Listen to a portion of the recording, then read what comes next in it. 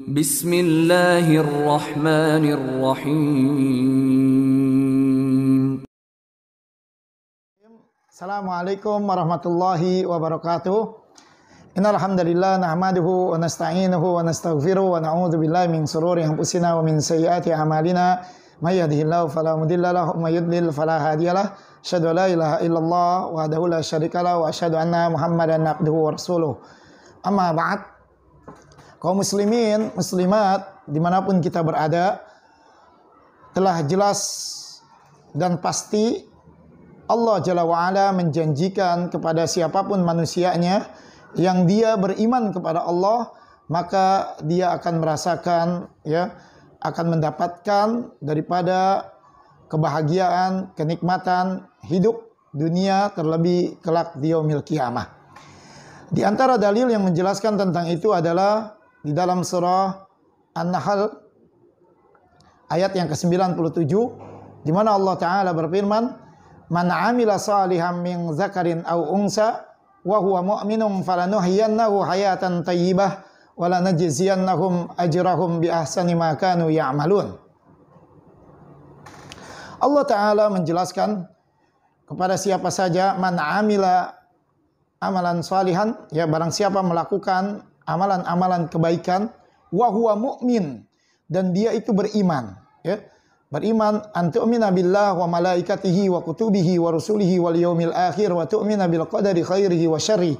Dia beriman kepada Allah, kepada malaikat-malaikatnya, kepada kitab-kitabnya, kepada rasul-rasulnya, kepada hari kiamat, dan kepada ketetapan Allah, baik ketetapan itu yang baik maupun yang buruk.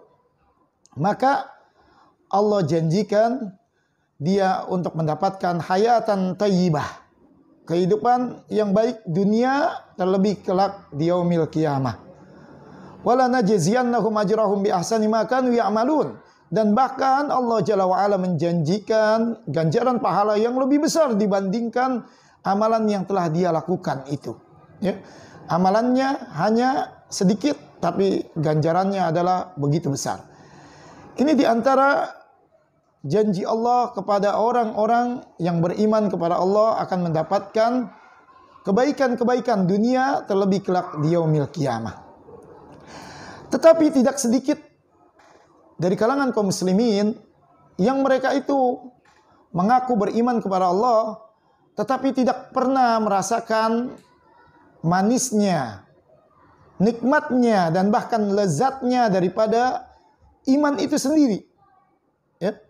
Dia beriman, bahkan mungkin dia katakan saya adalah beriman kepada Allah, dengan lisan, tetapi dia tidak merasakan daripada manis, nikmat, dan lezatnya iman itu, sehingga dari dia tidak merasakan manis dan lezatnya keimanan kepada Allah, maka akan berdampak kepada tidak konsentrasinya, tidak khusyuknya, ketika mereka melakukan ibadah-ibadah yang diperintahkannya, atau sebaliknya menjauhkan larangan-larangan yang Allah Ta'ala larang atas dirinya. Dan bahkan tidak sedikit karena tidak merasakan daripada nikmat dan lezatnya keimanan tersebut dari kalangan kaum muslimin, mereka akhirnya lalai, bahkan cuek, tidak mau tahu dengan apa yang dimana itu adalah bagian daripada perintah Allah dan itu adalah bagian daripada larangan-larangan Allah. Oleh sebab itu, pada kesempatan yang berbahagia kali ini, saya akan sedikit membawakan sebuah hadis yang menjelaskan terkait dengan bagaimana seorang muslim yang ketika dia sudah beriman kepada Allah, dia merasakan manisnya, nikmatnya, dan lezatnya daripada keimanan itu sendiri. Ini bukan dibuat dengan rumus akal, ini bukan dibuat dengan rumus mengikuti manusia, tetapi ini adalah arahan dari Nabi kita Muhammad sallallahu alaihi wasallam. Rasulullah Shallallahu Alaihi Wasallam bersabda dalam sebuah hadis yang sahih yang diriwayatkan oleh Muttafaqun Alaih dan yang lainnya. Kata Rasulullah, salasun man kunna fihi wajada bihinna halawatal iman. Jika seseorang itu memiliki 3 indikasi, ya, memiliki 3 kriteria dalam dirinya, maka sudah dipastikan orang tersebut akan merasakan nikmat, manis dan lezatnya keimanan kepada Allah Jalla wa'ala. Yang pertama, maka Allahu wa rasuluhu ahabba ilaihi mimma siwahuma, yaitu seseorang itu mencintai Allah dan Rasulnya dibandingkan selain daripada keduanya. Jadi perkara apa yang Allah Ta'ala perintahkan dan perkara apa yang Allah Ta'ala larang dan apa yang dianjurkan, yang dicontohkan oleh Rasulullah, maka itu didahulukan daripada perkara-perkara dunia atau perkara urusannya, ya. Sehingga seseorang akan merasakan tadi manisnya, nikmatnya dan lezatnya daripada keimanan itu. Dan ini tidak mungkin bisa diraih melainkan dengan ilmu. Dengan ilmu, ya. Ketika seseorang itu tidak mengenal ma'rifatullah wa ma'rifatu nabiyhi wa ma'rifatu dinul Islam bil adillah, ya, seseorang tidak mengenal Allah, tidak mengenal Rasulnya, tidak mengenal agama Islam dengan dalil-dalil, maka bagaimana mungkin dia akan mendahulukan Allah dan Rasulnya dibandingkan perkara dunianya atau perkara dirinya sendiri, ya. Sehingga untuk mencapai man kana Allahu wa rasuluhu ahabba ilaihi mimma siwahuma adalah dengan berilmu, menuntut ilmu. Dengan menuntut ilmu dia tahu mana perintah-perintah Allah, mana larangan-larangan Allah, mana anjuran yang dianjurkan oleh Nabi kita Muhammad sallallahu alaihi wasallam, mana larangannya dan seterusnya. Sehingga kecintaan kita kepada Allah dan Rasulnya adalah menjadi karakter seorang mukmin agar dia bisa merasakan daripada manisnya, nikmatnya dan lezatnya daripada keimanan itu sendiri. Ini yang pertama. Yang kedua, Rasulullah melanjutkan, wa ayyuhibbal mar'a la yuhibbuhu illa lillah. Tidaklah seseorang itu mencintai orang lain melainkan di atas dasar lillah, karena Allah.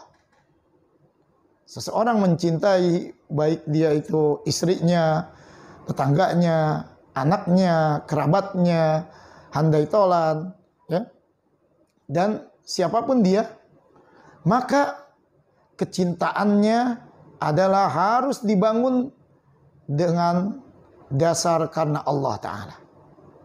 Banyak dalil yang menjelaskan tentang karakter sahabat adalah merupakan karakter dirinya, ya. Al-mar'u ala man ahabba, ya. Seseorang itu akan bersama dengan siapa yang dia cintai kelak di yaumil qiyamah. Atau dalam redaksi yang lain, al-mar'u ala dini khalili. Seseorang itu tergantung agamanya kepada temannya, ya. Yang mana kelak di yaumil qiyamah, mereka teman-teman kita yang tadinya kita cintai, ya, yang tadinya kita sayangi, ya, tergantung daripada pamoritas orang tersebut, ya. Mungkin ada yang mempunyai teman, kerabat sampai 100, 200, 1000, 2000 dan sebagainya. Tergantung daripada kedudukan pamoritas orang tersebut. Semakin dia tinggi, maka semakin banyak teman-temannya. Tetapi kalau didasari dia cinta, ya, berkerabat, berteman hanya karena masalah dunia, maka Allah Ta'ala telah menggambarkan bagaimana kelak di yaumil qiyamah. Yauma yafirrul mar'u min akhi wa ummihi wa abi wa sahibatihi wa bani. Ya, pada hari kiamat, ya, jangankan teman kerabat, ya, bahkan seorang bapak lari dari istrinya, seorang istri lari dari suaminya, dan seterusnya, ya. Dan bahkan Allah Ta'ala jelaskan, ya, al-akhillau yawma idzin ba'duhum li ba'din aduwwun illal muttaqin. Bahwa kelak di yaumil qiyamah, ya, teman dengan teman yang lainnya adalah menjadi musuh illal muttaqin, kecuali mereka yang dilandasi dengan ketakwaan. Dan bahkan Allah Ta'ala menjelaskan bahwa kejadian pada hari kiamat begitu dahsyatnya, ya, sampai tidak ada perlindungan, tidak ada naungan. Dan Allah akan memberikan naungan di antara sab'atun yudhilluhumullahu fi dhilli yauma la dhilla illa dhillu. 7 kelompok yang mana pada hari di mana tidak ada naungan kecuali naungan dari Allah.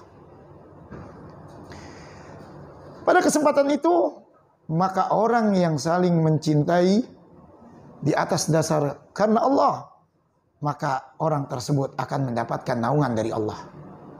Dari 7 kelompok tadi. Sehingga agar kita merasakan manisnya, nikmatnya dan lezatnya keimanan, maka cintailah saudara kita, istri kita, anak-anak kita, tetangga kita, handai tolan dan teman-teman kerja kita di atas dasar karena Allah Ta'ala. Jika dia melakukan ketaatan, kecintaan kita akan bertambah. Jika mereka melakukan kemaksiatan, kita tetap cinta dengan memberikan nasihat-nasihat yang terbaik, bukan malah mendoakan keburukan-keburukan kepada mereka.